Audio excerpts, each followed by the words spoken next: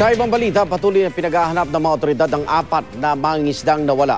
Matapos salpukin umano ang kanilang bangka ng isang dayuhang barko sa dagat na sakop ng Pangasinan. Saksi si Ivan Mayrina.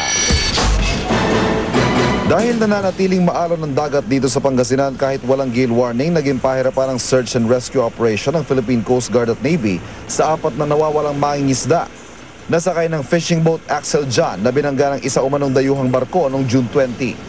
Pero patuloy raw ang ginagawa nilang pagsuyod sa West Philippine Sea mula Pangasinan hanggang Ilocos. There's no gale warning right now, but if you look out, just go out probably 5 miles away from the shore, maalon talaga. We will not stop until probably continue until efforts are made, no, to search for the force. Iniimbestigahan na kung alin sa hindi bababa sa 20 sasakyang pandagat na dumaan sa pinangyarihan ng insidente ang nakabangga sa FB Axel John. Ayon sa mga nakaligtas, kulay blue at maroon at may nakasulat na Hong Kong sa bandang likuran ng barkong nakabangga na inilarawang doble o manon laki kumpara sa mga karaniwang passenger vessel. The word Hong Kong is a port of registry. There are vessels, it's the same as any vessel. No? There are vessels that are Philippine registered, but it does not mean that it is owned by Filipinos. Now, as to the color, it's hard to determine as far as the color is concerned. So, we're starting off our investigation on that portion. Sa Ilocos Sur, natagpuan ang 4 sa mga nakaligtas sa sakay ng bangka.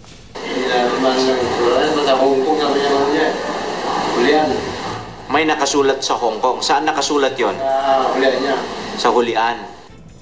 Pero si Christopher Carbonell binawian din ng buhay sa ospital. Nakalagak na ngayon ang kanyang labi sa kanilang bahay sa Bolinao, Pangasinan. Ispo lang niya siya. Kasi mabait siya na tao. Hindi naman matiyak sa ngayon kung sinadya ba ang pagbangga sa Axel John na nakatoob na raw noon dahil sa naunang sira. All vessels should respond to a distress. So we have to determine first the circumstances. No? As I have said, no, nakasubmerged na yung barko. We will find out in the investigation. No? Yung nakasubmerged yung bangka, probably hindi nakita, but we still have to find out. Evidence. We're not accusing anybody at this point in time. No? Once you have gathered the necessary evidence, then if there was a ramming incident and iniwan mo yung mga tao sa dagat, that is in clear violation of the laws governing the seas. That is actionable, we can go to the appropriate fora to file the necessary charges for justice for our fishermen. Ako si Ivan Mayrina, ang inyong saksi. Nakikipag-ugnayan ng Philippine Coast Guard sa Hong Kong Maritime Rescue Coordinating Council kaugnay ng nangyaring banggaan. Pero hindi raw dapat iugnay ang insidente sa standoff sa Baho de Masinloc. Saksi si Marisol Abdurrahman. Bagamat kailangan pang kumpirmahin, ayon kay Vice Admiral Ed Montan ng Philippine Coast Guard, malaki raw ang posibilidad ng MV Peach Mountain na rehistrado sa Hong Kong ang cargo vessel na nakabangga umano sa bangka ng mga Pilipinong mangingisda sa hilagang kanluran ng Bolinao, Pangasinan, Miyerkules noong 1 linggo. Ito raw kasi ang barkong namataan sa Zambales alas 8:46 ng umaga, 4 na oras bago ang salpukan. Dahil dito, nakikipag-ugnayan na ang ating Coast Guard sa Hong Kong Maritime Rescue Coordinating Council. So more or less baka doon nga tumama yung ano. Kasi wala may ibang barko na na-monitored in that area na going northward, going to China. Pero mabilis na paglilinaw ng Philippine Coast Guard, hindi raw dapat iugnay ang insidente sa issue sa Baho de Masinloc o Scarborough Shoal.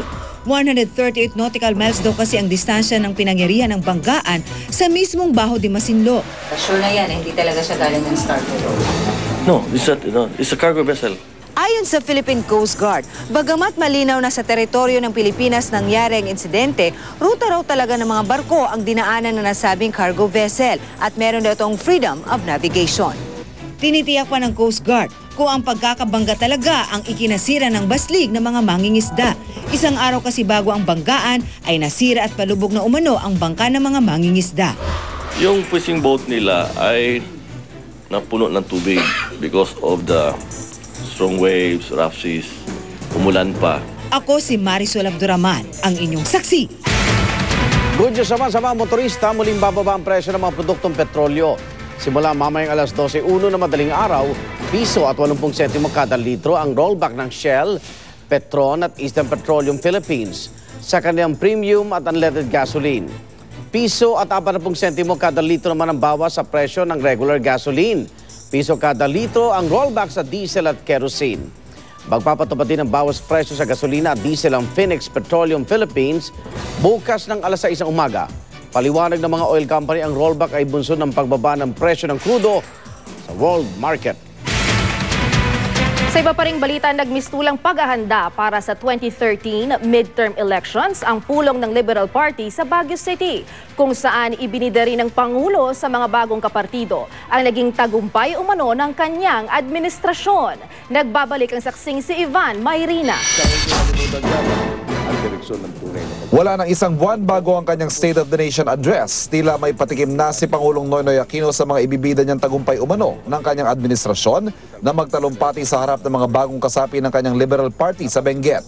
Kabilang na riyan ang conditional cash transfer para sa may 20% ng populasyon na naghihirap at mas pinaraming kasapi ng PhilHealth para naman sa tulong medikal.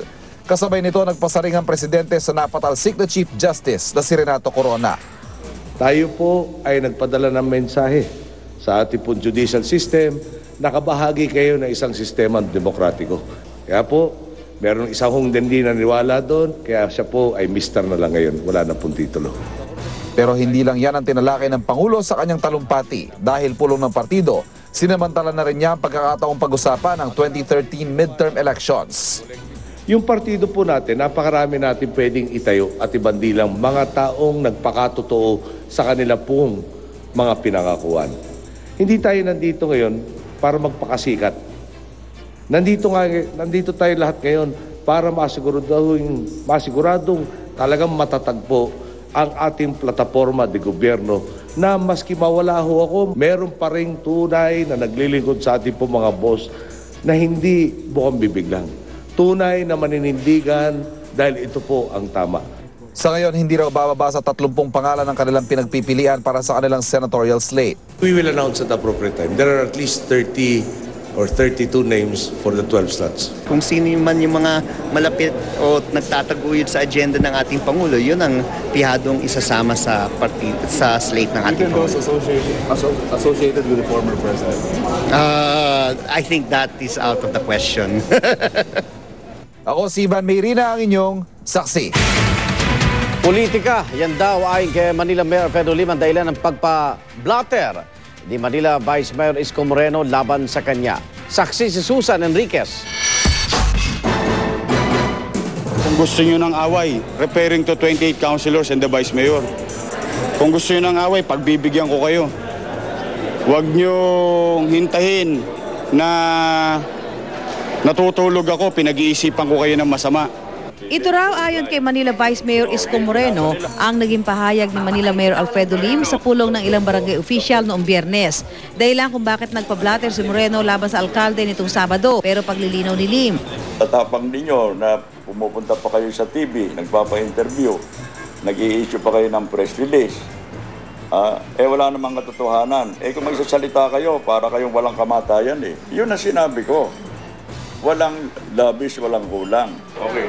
Giit ng alkalde, hindi raw dapat literal ang naging interpretasyon ni Moreno sa kanyang pahayag. Figure of speech yun Hindi ba? Pangkaraniwan naman yun. Ewan ko, kung hindi nila na-experience yun. Yung figure of speech na yan, subconsciously, iniisip po yan ng alkalde na pinagpaplanuhan tayo. Kaya lamang dala ng galit, dala ng panggigigil, na slip of the tongue. Yung subconscious mind mo, bigla mo tuloy nasabi. Nag-ugat umano ang alitan ng ireklamo ni Moreno si Lim sa korte dahil sa di raw pagpapasahod at pagsibak nito sa ilang empleyado ng Manila City Hall. Ang sinabi ko lang, tigilan na ninyo yung pagkakalat ng kasinungalingan. Yun nga yung binibintang na ako daw ang nagbabawal na sweldo, wag silang pasweldohin. Pero nanindigan si Moreno, sabay giit na may mga dati na umanong pagbabanta ang alkalde. Kaya pinag-aaralan niya ang pagsasampa ng formal na reklamo. Sila rin pala, marami ng natatanggap na balita na sinabi ng ating alkalde. Siyempre natatakot ang ating mga konsyal. Ayon kay Lim, posibleng napupolitika lang daw siya lalo't wala ng isang taon bago ang 2013 elections. Kahapon nga sa araw ng Maynila, ang pinangunahan niyang pagdiriwang sinabayan ng hiwalay na selebrasyon ni na dating Pangulong Joseph Estrada at Vice Mayor Moreno. Napapabalitang magtatandem sina Erap at Moreno sa eleksyon sa susunod na taon. Mensahe naman ng dating Pangulo kay Lim sa gitna ng alegasyon. Nalulungkot nga ako kung ba't nagkakaganon sapagkat tinatakot daw sila. He's old enough to know. He's old enough, more than old enough to know what is right and what is wrong. Sana po, sa panahong ito, tayo naman magkaisa. Ako, si Susan Enriquez, ang inyong saksi. Saksihan mamaya. Jordanian journalist at kasama niyang 2 Pilipinong crewmen hawak ng sub-commander ng Abu Sayyaf sa suluk. Sa sports saksi, 11 atleta ng Team Philippines handa ng sumabak sa London Olympics. At web musical tungkol sa buhay ng tinaguriang dancing inmate ng Cebu. Magkakaroon na po ng versyon sa entablado. Huwag bibitiw. Sama-sama pa rin tayo magiging saksi!